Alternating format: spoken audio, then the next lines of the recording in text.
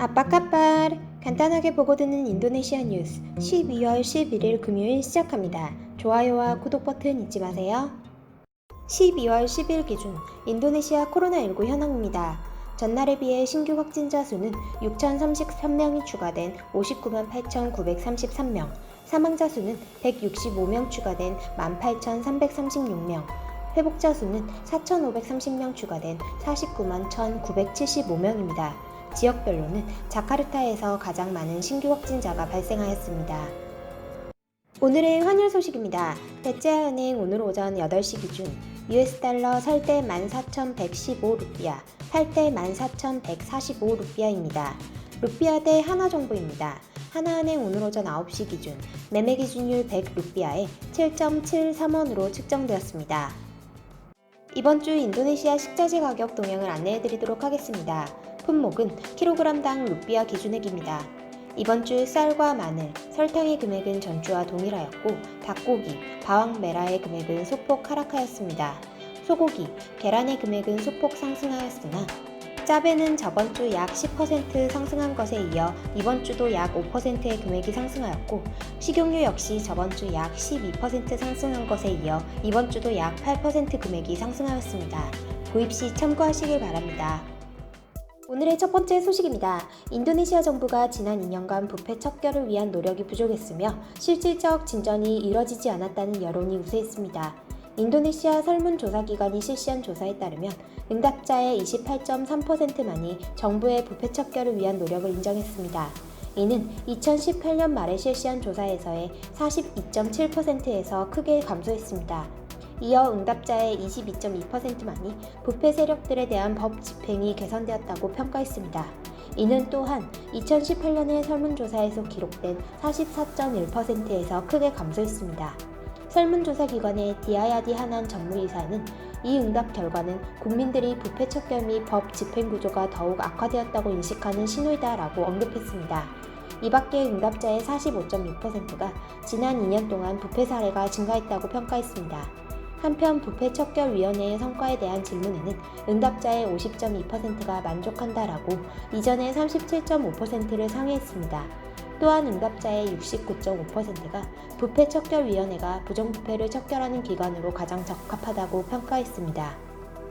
다음 소식입니다. 국제신용평가사 피치는 향후 3에서 6개월은 인도네시아 루피아의 대미달러 환율이 안정세를 유지할 것으로 전망했습니다. 코로나19 백신 접종이 시작됨에 따라 투자 심리 등이 개선할 것으로 보입니다. 피치의 컨설팅 업체 피치솔루션스는 백신 접종 시작은 루피아 환율 안정에 기여할 것이라고 말하며 루피아는 장기적으로 상승 추세를 지속해 2022년은 1달러당 13,500루피아 수준이 될 것이라고 내다봤습니다.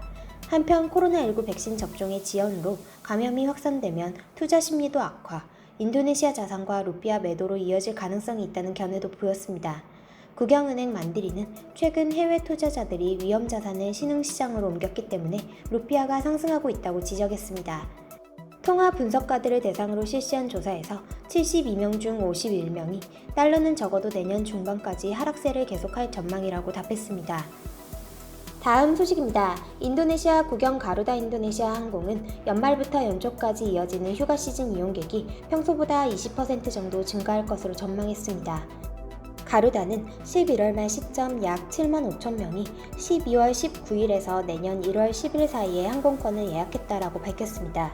가루다의 이르판 사장은 코로나19 타격에서 벗어나 점차 회복 기조에 있다. 현재는 이용객이 하루 평균 1만 5천 명에 달하고 있다라고 말하며 국내 이동이 원활하도록 잠정 운항이 중단되었던 노선들의 운항을 재개할 방침이다. 연휴를 보내기 위해 우리 가루다를 선택한 고객에게 보답하겠다라고 설명했습니다. 국영공항 운영사 앙카사 프라원은 연말 연초 시즌 중 가장 이동이 많은 날을 12월 23일과 27일, 12월 30일과 1월 3일로 꼽았습니다. 이 기간 동안의 승객 수는 예년의 약 45% 정도에 달할 것으로 예상됩니다. 이번 연휴 시즌 중 수요가 증가하고 있는 노선 중 하나는 파푸아주 미미카군의 티미카 노선입니다. 다음 소식입니다. 중국에 이어 세계 2위 담배 시장으로 꼽히는 인도네시아가 2021년 담배 소비세를 평균 12.5% 인상한다고 발표했습니다. 스리 물ля니 인도네시아 재무장관은 10일 주요 고용 창출 산업인 담배 산업 지원과 흡연 통제라는 보건 목표 사이에 균형을 맞추고자 한다라고 인상률 결정 이유를 밝혔습니다. 이어 담배 농가와 노동자들이 코로나19 사태 영향을 받고 있다며 내년 2월 1일부터 새로운 담배세 비율을 적용한다라고 덧붙였습니다. 일반 담배를 뜻하는 화이트 담배 세금은 16.5에서 18.4%, 정향이란 향료가 첨가된 크레텍 담배 세금은 13.8에서 16.9% 인상합니다. 인도네시아의 흡연자의 96%는 정향 담배를 즐깁니다. 인도네시아 정부는 전통적으로 손으로 말아서 만드는 수제 크레텍 담배 세금은 내년에 인상하지 않기로 했습니다. 금연 운동가들은 내년도 담배세 평균 인상률이 올해 평균 인상률 대비 실망스러운 수준이라는 반응을 내놨습니다. 인도네시아는 성인 남성의 70%가 담배를 피우는 것으로 추정됩니다. 600여 개 회사가 2,000여 종류의 담배를 생산하며 한 갑에 한국 돈 1,000원에서 3,000원으로 다른 나라 대비 저렴합니다. 인도네시아 정부가 세수를 늘리고 흡연율을 낮추겠다며 올해 담배 소비세를 평균 23% 올렸지만 여전히 한 갑에 한국 돈 500원에서 600원밖에 안 하는 저가 담배도 팔리고 있습니다. 인도네시아 정부는 2014년부터 거의 매년 담배 소비세를 인상하고 TV 담배 광고 시간 제한, 온라인 담배 광고 삭제 등 다양한 정책을 추진하고 있으나 흡연율 감소가 뚜렷하게 나타나지는 않았습니다. 다만 올해 코로나 사태에 따른 경기 불황이 지속하면서 담배 소비가 줄고 있다고 시장 관계자들은 분석했습니다. 다음 소식입니다. 박태성 주 인도네시아 대사가 10일 발리에서 와양 코스테루 주 지사와 만나 발리 공항 경전철 사업과 영사관 설치 관련 협력을 논의했습니다. 박 대사는 이날 제13차 발리 민주주의 포럼에 참석을 계기로 와양 주지사를 면담했습니다. 박 대사는 먼저 코로나19로 생계에 어려움을 겪는 발리 내 한국 교민의 건강과 안전 문제에 힘써달라고 요청했고 이에 주 지사가 관심을 가지고 잘 챙기겠다라고 답했다고 대사관은 밝혔습니다. 우리 정부는 내년 초 발리 주재 영사관을 열기 위해 올 가을부터 준비 중입니다.